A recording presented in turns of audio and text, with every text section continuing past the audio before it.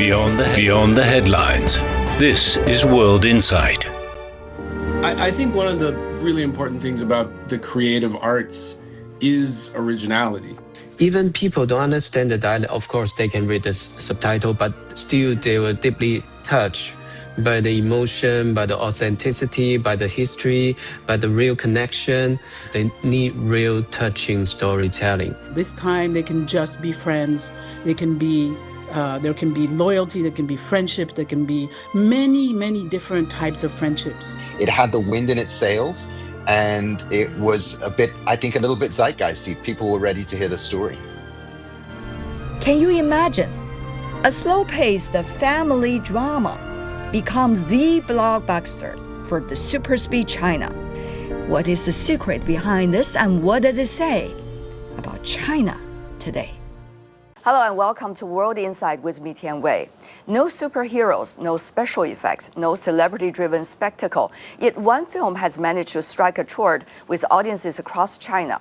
Dear You is a low-budget Chinese movie. It traces the journey of a grandson who travels to Thailand in search of his grandfather, only to uncover a beautiful, decade-long history of sacrifice, separation, and an enduring sense of family devotion.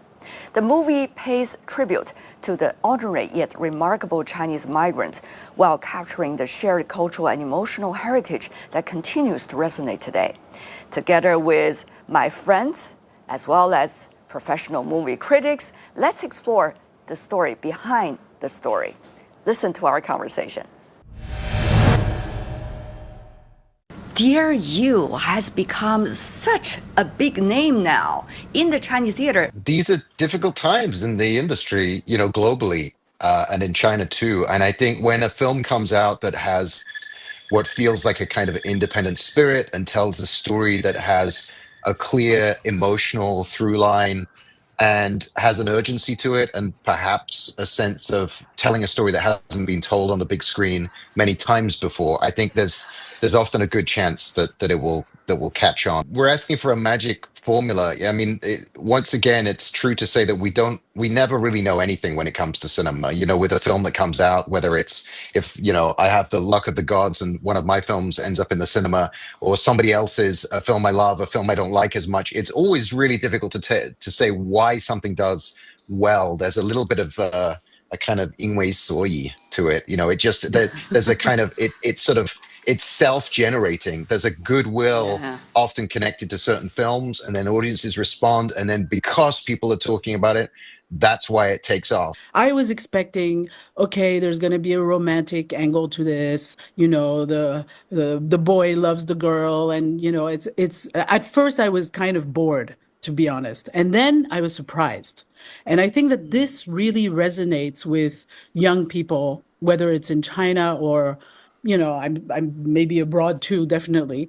The fact that it's not always this cliche of, men and women have to be, in a romantic relationship. No, this time they can just be friends.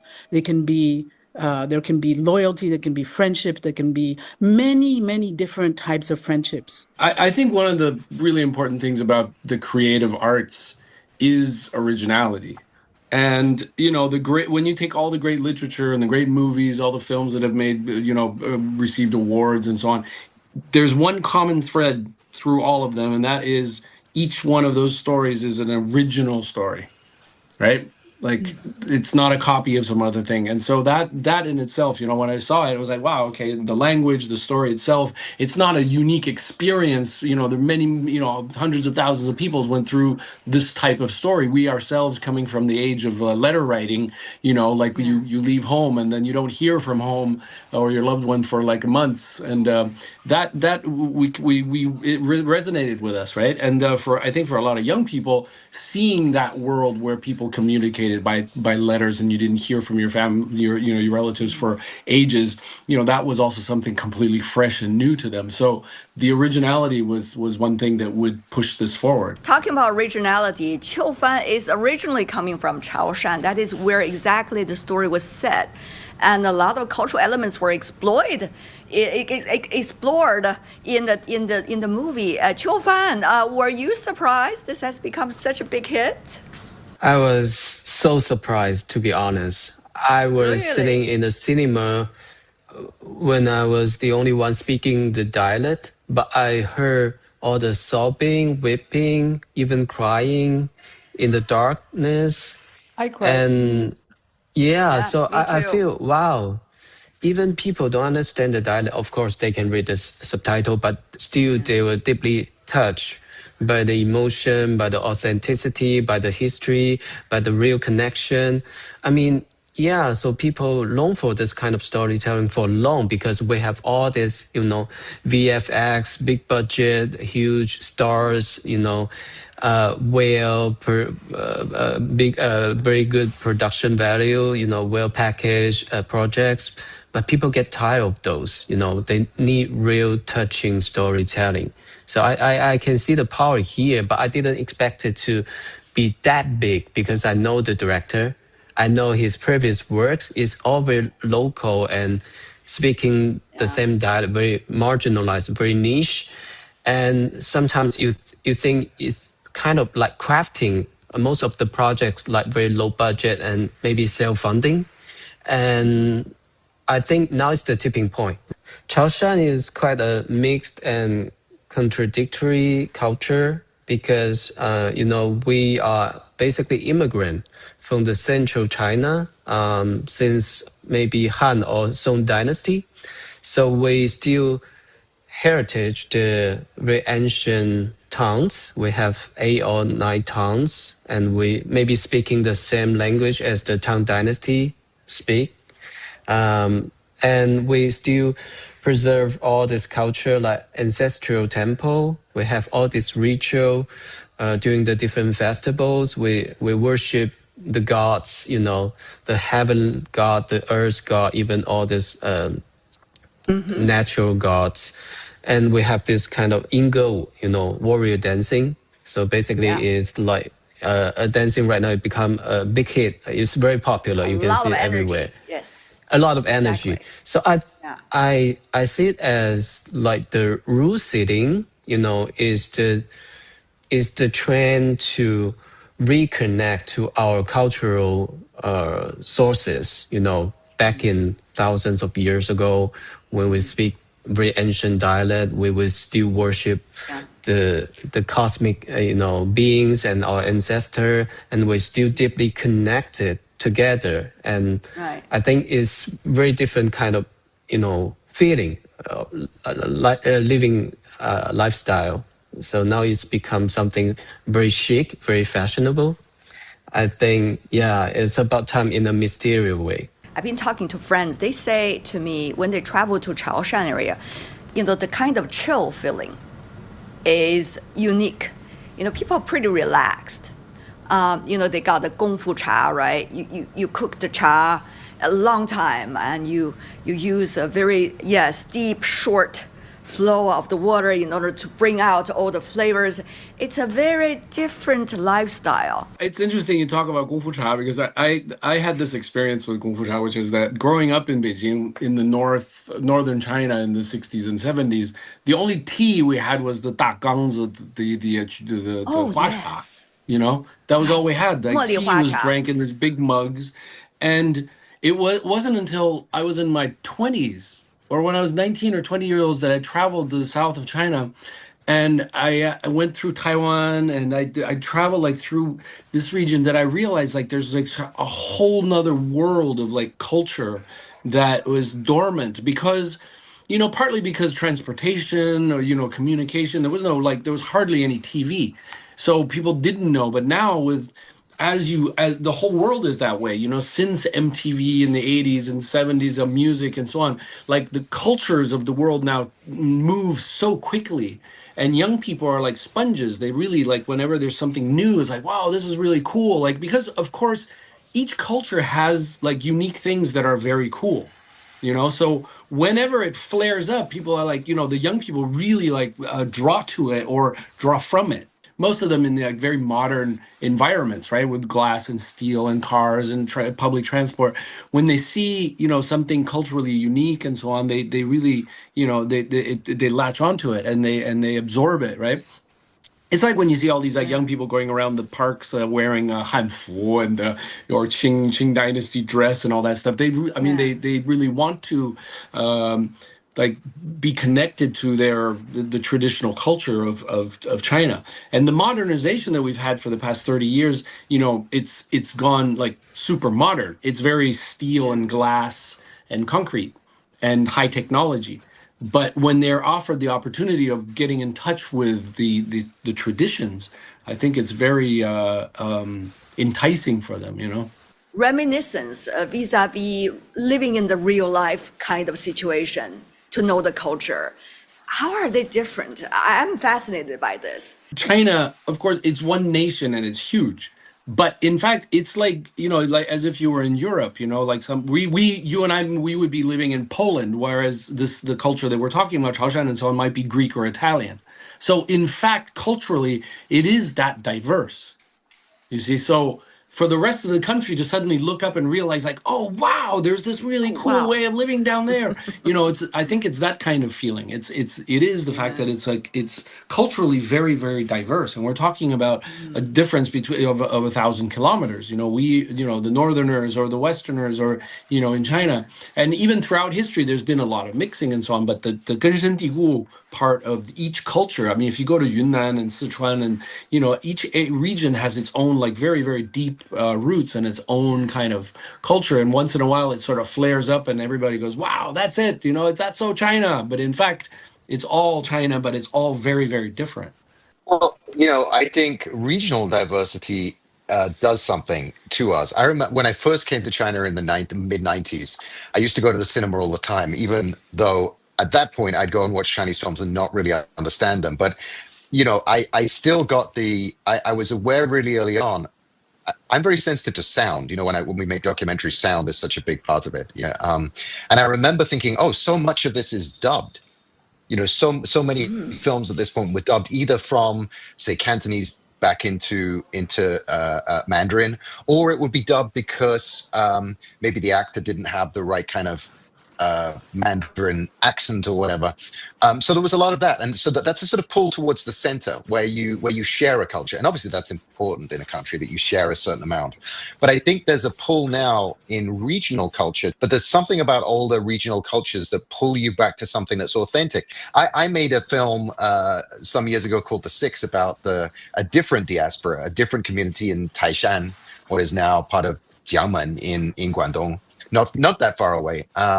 But when we discovered their local language, when we began to look at their local culture, it's interesting connect the connection to Chaoshan because the Taishan community often describe themselves as being Hakka Kejia. So they also feel they came from another part of China, and I'm sure many of them did. That's the history there. So they feel somehow connected to a bigger story, but also very regional, very local. And I just think that people in general, young people, middle-aged people, have a visceral feeling about things that are authentic and real. It just somehow grounds you. It puts you back in a space that feels like you're talking about real things and not things that are, incredibly abstract. And I think that's comforting. There's a comfort to that. I am very interested in Qiaopi itself because Arthur, you said earlier that you've been reading hundreds of them, and I believe so because in order to do your movie earlier, The Six, which is about the migrant workers, those were on the Titanic when the boat sank. You try to went back to their lives in order to find out exactly what happened and to make sure that the world knows on the boat there were also Chinese migrant workers and their lives matter. What were some of the plots in the movie that reminds you of the research that you have been doing? Through Qiaopi, how better do you know not only that time, but also how maybe Chinese think, or the so-called Chineseness? The thing about the Qiaopi that's fascinating, and we use them in the film as well, we featured them, visually we put them in the film, is that they are so condensed in form that they turn huge stories into a few lines. They turn someone's death into a single line of text or a chengyu, some kind of idiom, and the implication is that somebody has passed and we miss them or whatever it might be. That condensing of life experience is so rich and so, allows such interpretation. I think it's a very filmy thing because it gives you the minimal information, then asks you to fill in what it means. So it's something when we were making the six that was incredibly powerful to me. Of course, it also helped me that I didn't have to read too much Chinese to understand, because there would be, 16 characters would be enough. But often, ironically, it makes it harder to understand because there's so much going on. There's so much being passed on through Exactly. those words. It's such a different experience to the one we have now, where you can really send, 1,000 texts to try and explain the simplest thing. And they were Yeah. sending one text to explain 1,000 complicated things. And that's a huge challenge. And I think you can feel the weight of that. And I mean, they're in museums all over, Chinese museums all over now. Thank goodness they're available. But I do think they also contain stories, and in the end, the one of the points about this is that communities get to tell stories about themselves, and that's a powerful act. The fact that these very private letters have become public in some cases and are becoming more available, and this film will go some way towards sharing that story and making people interested to look, I think is great. It's the kind of thing where you want to be able to buy a book of Chapi and read them, and Oh, read them as definitely. almost as literature. I mean, they have Oh, such depth to them. I think it works really well in right. the film. I think that was a challenge the director faced, and he did it really well. Yeah, he did not go directly into the script itself, but rather to explain the story first and then bring out the script as the background to it. That is a beautiful way of doing it. Qiu Fan, I'm sure your family have Qiao Pi. Well, it's a collective history. It's a collective memory, you know, through time. So it feels like I'm time traveling, basically, through reading this very simple, condensed texts. Basically, you live through all this, suffering, challenging, painful, sacrificing, but sometimes hopeful lives. Back in the time. After watch the film, I actually revisit the museum for collecting all these letters back in my hometown.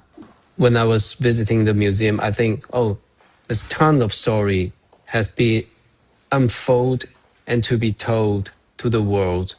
And I think there are huge collection, not in China, I think in America, New York, as I remember it, like UNESCO, they have a collection. So maybe they have like thousands of, hundreds of like Pi in their collection. Of course, the story have been, romanticized. The history is, of course, obvious, way more brutal, way more bloody in your imaginable way. But I mean, the most important part, I mean, is through the writing, the beautifully, simply written letter, which repeatedly appear in the film, right? Through reading, through the characters, and even through the teaching. So it's the beauty of the Chinese actually reflect a lot of deeply connected, memories and all this lineage and also culture, even through a very diasporic time. So I think this is what has been, represent so smartly in the field, like repeating all this, half modern, half ancient written Chinese, even in a very simple way, but through, different characters reading in a very soft, very tender voices, and with this beautiful shooting, oceanic scenario, in the background. Obviously, it evoke a very deep, profound emotion, not only to the character, to the story, but also to the culture. As a Chinese, you feel you're part of it. You're part of the history. And I think Yeah. this is what the movie did right about it. And I think, Mm. yeah, we need to, do something about telling all this story to the world. Because my parents recently moved from London from the north of England down to London. And in packing up the house, they discovered my mom had collected over the years letters that I had sent back from China, and Wow. also letters that were sent to me during my college years, Mm. from friends as I left, and around that time. And I sat for about a day and a half reading dozens, maybe hundreds of Mm-hmm. letters. Mm-hmm. It was an intensely moving, if not at some points traumatic. I'd remembered things differently in my own life. This is only 30 years ago than the letters revealed the truth to be. This is 30 years ago in my own life, and I'm misremembering things. I'm remembering that people didn't stay in touch when they did, for example, or I'd forgotten that I'd written to them. Family had written to me. My father wrote things to me. My dad now has Alzheimer's, has dementia, and so his memory is disappearing. These are precious things, and they don't just, it's not just that they reveal something that happened 100 years ago. A letter from 10 years ago can reveal things to you even though you read it at the time that you don't remember from that time, and it sparks a memory. You remember something. These are incredibly precious resources for us to have, whether it's about other people's lives and a community's history, or whether it's about your own life. Looking back, going through old letters can be a little traumatic, but it's also incredibly meaningful, and it carries a lot of information and knowledge and emotion that you may not have remembered. Yeah, Go ahead. I really agree with that because it was the most, in fact, to me, the most moving thing about the movie was the text, was the letters, was Yes. the words. Maybe what really impacted a lot of young people about this film is is these letters. The pace of the world has changed so much. Like nowadays, you could be on the other side, we could be on a Zoom call, and you realize the speed of things. Like you yawn, and this person on the other side of the planet yawns because you yawn. That's something very close and human, right? Mm, You yawn when the person next to you. But this happens now across the planet instantaneously because of these gadgets we have. Whereas only a couple decades ago, we were still writing letters. So the weight of those letters and what they carried and how, the speed of human life has changed, mm. is maybe that's why the young people all were stunned by it as well. Just like, oh my God, that's how it used to be. I was going to say that I don't actually think that this film is so popular because it's based in Chaoshan. I think it's more about the story itself, the authenticity of the story, um, and it feels so real, almost like a documentary, in fact. And I think that's the shock for most people who are not used to seeing this kind of movie. And in terms of the rhythm, I think that's also one of the draws for people is the fact that, we were talking about Beijing, but I was in Beijing in the 80s, and Beijing in the 80s felt almost like Chaoshan now. Like it was very slow paced. You could just go to anybody's house. You don't have to call them. You don't have to do any. You just, you can see anyone, anytime, whatever right? It was very relaxing. And so I think that the slow pace, the back to slow life kind of concept is really attractive to young people, I think. One of the things I really enjoy is how slow cooking has been. And I remember the grandma when she heard that her husband passed away. Her youngest son was accompanying her to cross the courtyard in order to reach the kitchen, because in the kitchen, the olive was slowly cooked for almost half a day. And she used that motion to, in a way, hide her inner feeling.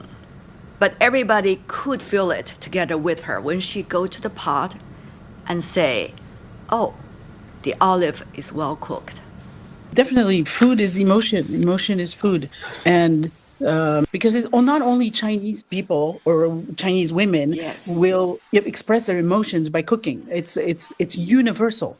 Many indeed. people are not good at expressing, especially when you're in a PTSD mode or in trauma. You're not going to start analyzing and verbalizing how you feel. You're going to do something that is, from You your bake daily life. bread. It needs to be done.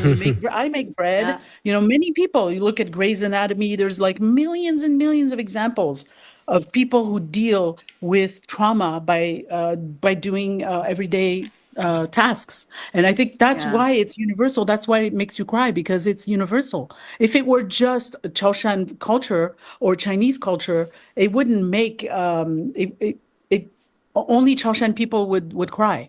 Right, except, right. you know, I didn't cry because of that, though. And that is our latest conversation about one of the most popular Chinese movies for the year 2026, Dear You. That's all the time we have for today. If you'd like to know more, search World Insight with Tian Wei and check out our YouTube channel. Follow us on X and Facebook. I'm Tian Wei. Thanks for being with me. Bye for now. You've been listening to programs from CGTN Radio. CGTN Radio. We invite you to visit us online for more audio, pictures, and in-depth reports. At radio.cgtn.com, you can access a wide range of programs and find your favorite news, talk, features, entertainment shows, and podcasts. Hear the difference with CGTN Radio.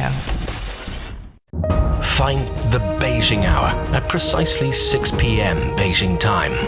We meet you on podcast and on air every weekday. The Beijing Hour, your window on China and the rest of the world.